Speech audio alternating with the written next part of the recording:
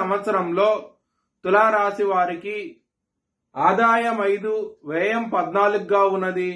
రాజ్యపూజ్యం 6, అవమానం 3గా ఉన్నది. తులారాశి వారికి ఈ సంవత్సరంలో కుటుంబ పరంగా మాత్రం జూన్ 2వ తారీఖు నుంచి అక్టోబర్ 31 సమయంలో ఎప్పుడైతే గురువు కర్కాటక రాశికి వస్తారో అప్పటి నుంచి మీకు చాలా చాలా మంచి ఫలితాలు ఉంటాయి.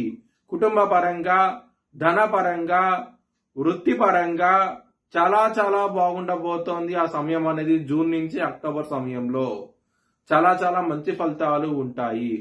లవర్స్ కి మాత్రం ఈ సంవత్సరం జూన్ వరకు చాలా బాగుంటది. ఎప్పుడైతే గురువు కర్కాటక రాశి నుంచి సింహరాశికి వస్తారో అంటే అక్టోబర్ 31 నుంచి డిసెంబర్ వరకు